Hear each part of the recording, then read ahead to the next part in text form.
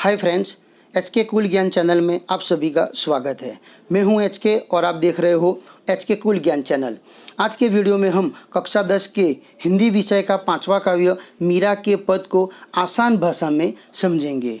अगर आप चैनल पर नए हो तो चैनल को सब्सक्राइब और वीडियो को लाइक करिए, क्योंकि मैं स्कूल, कॉलेज और गवर्नमेंट जॉब एग्जाम्स के एजुकेशनल और जनरल नॉलेज के वीडियो लेकर आता ही रहता हूं। तो चले वक्त न गवाते हुए वीडियो को।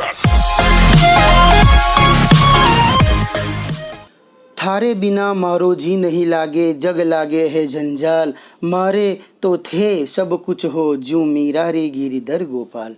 इस काव्य पंक्ति में कवि कहते हैं कि तुम्हारे बिना, हे ईश्वर, तुम्हारे बिना तो बराबर मेरा जी, मेरा दिल कहीं नहीं लगता। पूरी दुनिया एक जंजाल, पूरी दुनिया एक मुसीबतों की जगह दिख रही है। मारे तो थे सब कुछ हो, मेरे लिए तो तुम सब कुछ हो। उसी तरह है ईश्वर, जिस तरह मीरा के लिए गिरिधर यानी मीरा के लिए जिस तरह कृष्ण सब कुछ थे, मेरे लिए तुम ही सब कुछ हो।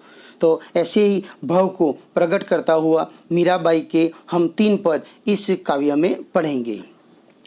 काव्य में मीरा के पद को समझने से पहले हम कवियत्री का परिचय लेंगे, क्योंकि बोर्ड की एग्जाम में तुम्हारे कवि और लेखक के जीवन और साहित्य सर्जन में से कई सारे प्रश्न पूछे जाते हैं। तो पहले हम कवियत्री मीराबाई के जीवन और साहित्य सर्जन का परिचय लेते हैं। 5वां काव्य मीरा के पद, जिसकी कवियत्री है मीराबाई। श्री कृष्ण प्रेम की अनन्य गायिका मीरा का जन्म मेवाड़ जिला जोधपुर के निकट कुकड़ी नामक गांव में राव रतन सिंह राठौर के यहाँ हुआ था। तुम्हारा प्रश्न आ सकता है कि मीराबाई का जन्म कहाँ हुआ था। तो मीराबाई का जन्म मेड़ता जिला जोधपुर के कुकड़ी नामक गांव में हुआ था। तुम्हारा ऐसा भी प्रश्न आ सकता है कि मीराबाई के पिता का नाम बताइए। तो राव रतन सिंह राठौर मीराबाई के पिता का नाम था। 2 वर्ष की उम्र में उनके दादा दूधाराव उन्हें मेड़ता ले गए, क्योंकि मीरा की मां का देहावसान हो गया था। बाद में वो कुकड़ी छोड़कर मेड़ता चले जाते, उनके दादा ले जाते जब मीरा की उम्र 2 वर्ष थी। क्यों चले जाते? क्योंकि मीराबाई की माता मृत्यु पामी थी, इसलिए वो कुकड़ी छोड़कर मेड़ता चले जाते हैं।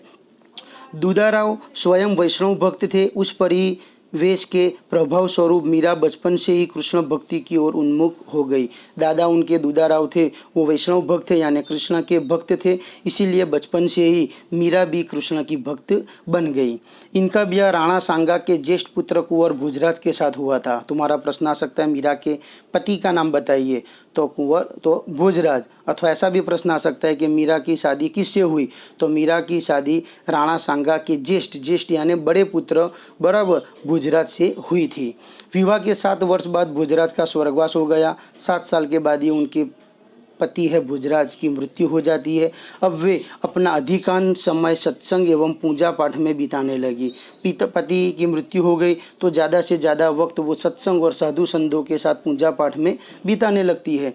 पारिवारिक यातनाओं से व्यथित होकर विरक्त हुई मीरा तथा पहले वृंदावन और बाद में द्वारिका चली गई, जहाँ जीवन के अंतिम समय तक रही। बाद में पारिवारिक यातनाओं यानी कि पति के मृत्यु के बाद वो साधु संतों के साथ सत्संग करती थी, पूजा पाठ करती थी। इसे देखकर उनके दियर, छोटे जो देवर थे बराबर, वो बहुत गुस्से हो गए और मीराबाई को मारने की बहुत कोशिशें की। तो अपने देवर की इस यातनाओं को देखकर मीरा ने पहले अपना ससुराल छोड़ दिया, वृंदावन चली गई और बाद में वो गुजरात के द्वारिका में आ गई और जीवन के अंतिम वक्त तक वो द्वारिका में रही।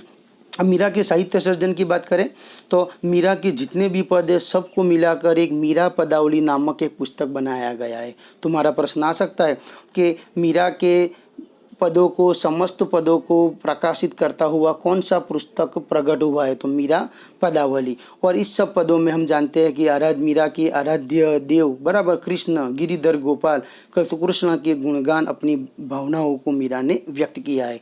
तो चलो अब हम मीरा के पद को समझते हैं।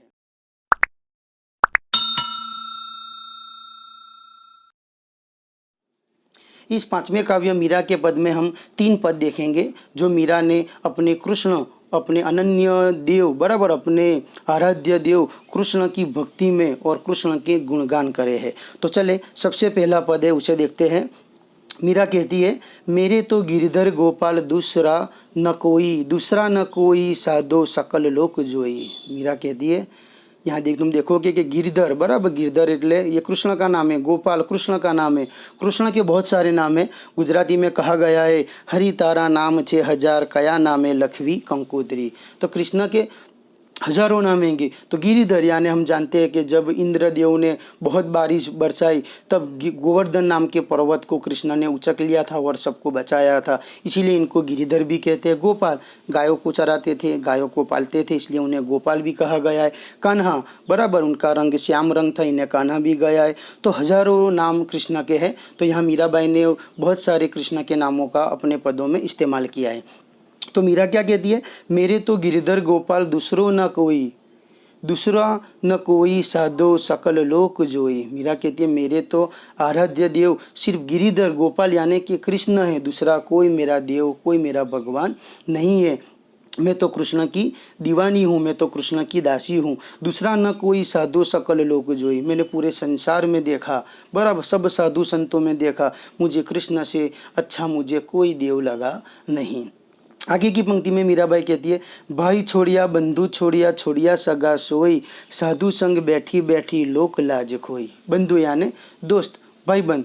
तो मीरा कहती है कि मैंने कृष्ण को पाने के लिए मैंने भाइयों को छोड़ा, बंधु अपने दोस्तों को छोड़ा, अपने छोड़ा सगा सोई, अपने रिश्तेदारों को छोड़ा, साधु संग बैठी बैठी लोक लाज खोई। साधु संतों के साथ बैठकर सत्संग कर कर बड़ा मैंने लोक लाज भी खोई, मैंने कृष्ण के पाने के लिए मैंने पूरे संसार का त्याग कर दिया।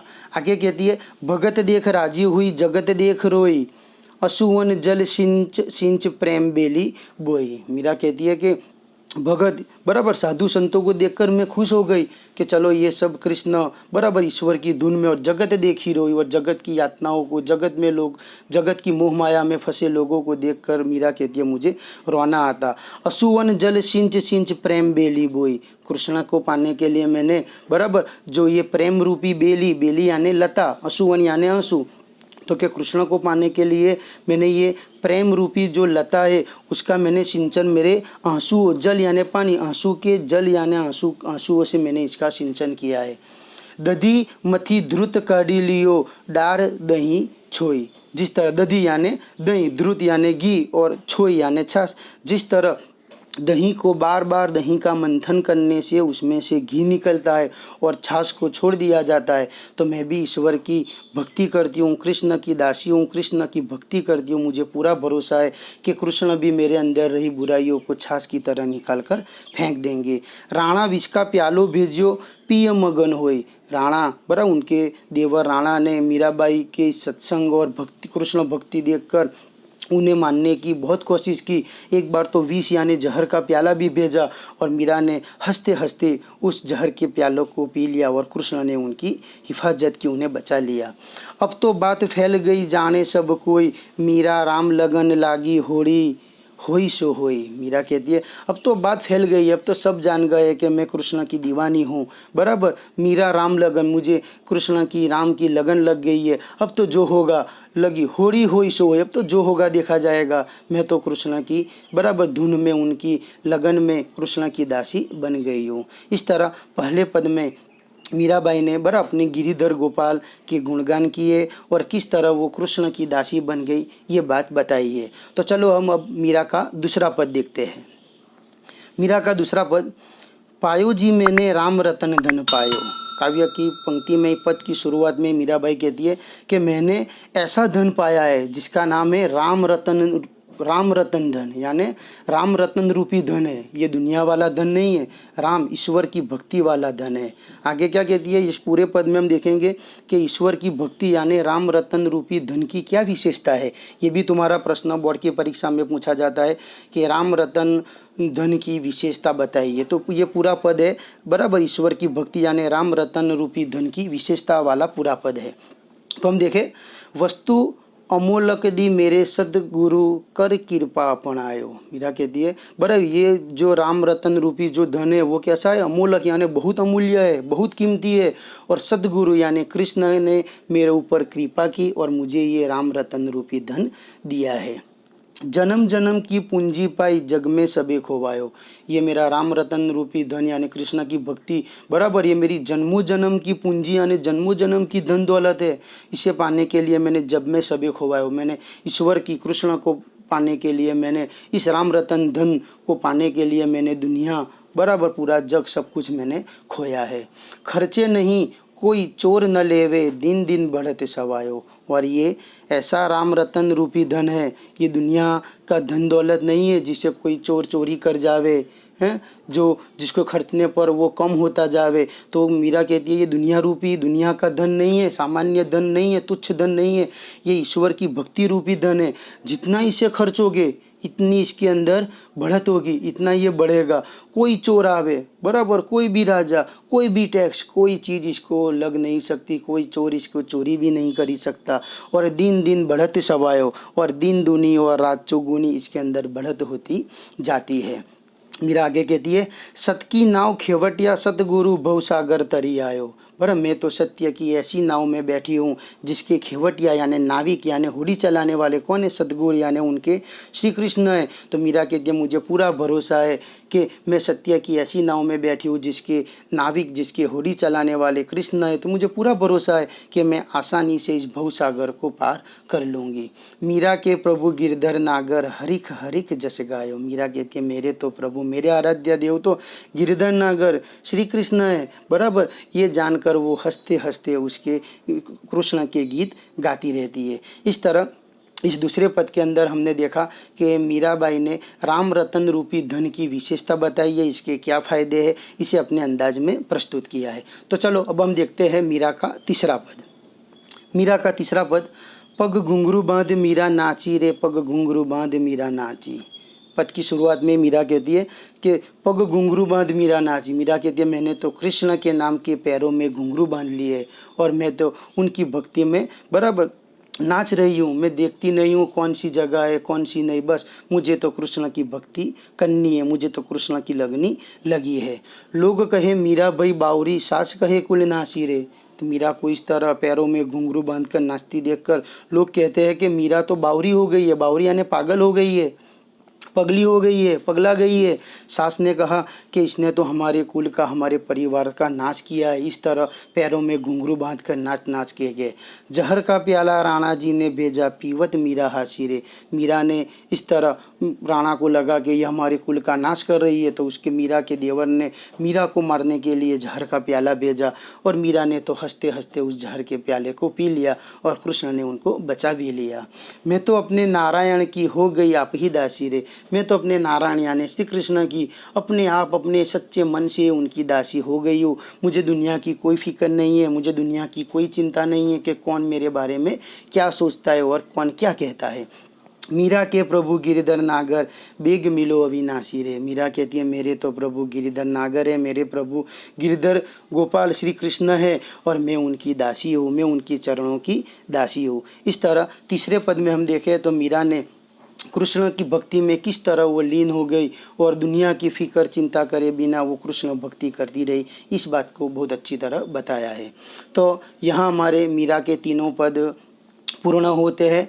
अब हम आगे देखें तो हमने जो 3 पद देखे, अगर आपने पूरा वीडियो देखा है बराबर, तो आप कमेंट ज़रूर कीजिएगा क्या आप उत्तर दे सकते हो। अगर आपने ये पूरा वीडियो देखा है, तीनों पद देखे हैं, तो आप आसानी से ये पाँचों प्रश्नों के उत्तर आसानी से दे सकते हो। तो कमेंट में अगर आपको 1 आंसर आता है, 2 आंसर आता है, जितने भी आपको आंसर आते हैं कमेंट में प्लीज़ लिखिएगा, जिससे मुझे पता चले कि क्या आप मेरे वीडियो को समझ सकते हैं या नहीं। तो आपको अगर 5 उत्तर आते हैं तो आप 5 नंबर 1 और डायरेक्ट प्रश्न लिखने की ज़रूरत नहीं है, सिर्फ नंबर मानना है और उसका उत्तर लिखना है जो भी आता है। जैसे मीराबाई किसकी भक्ति करती थी, एकदम आसान है, अगर आपने वीडियो देखा है आपको आसानी से आ जाएगा। दूसरा था मीराबाई को कौन सा धन मिल गया है। तीसरा है पैरों में घुंघरू देखकर मीरा की सास ने उन्हें क्या कहा। हमने अभी पद में देखा मीरा को विष का प्याला किसने भेजा और किसकी कृपा से मीरा ने राम रतन धन पाया। 5 सवाल एकदम आसान है। तो आप कमेंट में आपको जितने भी उत्तर आवे उसका नंबर मारकर आपको उसका उत्तर लिख देना है। मैं आशा करता हूँ कि आप कमेंट में ज़रूर ज़्यादा से ज़्यादा उत्तर लिखेंगे। अगर आपको मेरे कोई भी वीडियो में कोई भी दिक्कत आती है, कोई भी कन्फ्यूजन है, तो मैं वीडियो की लिंक के अंदर मैं अपना इंस्टाग्राम और फेसबुक आईडी भी मैंने रखा हुआ है, तो आप मुझे इंस्टाग्राम पर भी मैसेज कर सकते हो। मैं आपकी कोई भी दिक्कत होगी उसको ज़रूर सॉल्व करूँगा। और हमारा तो मीराबाई के तीनों पद पूर्ण होते हैं। मैं आशा करता हूँ कि आपको तीनों पद में अच्छी तरह समझ आए होंगे, काव्य आपको अच्छी तरह समझ में आया होगा। वीडियो को पूरा देखने के लिए आप सबका शुक्रिया। थैंक्स।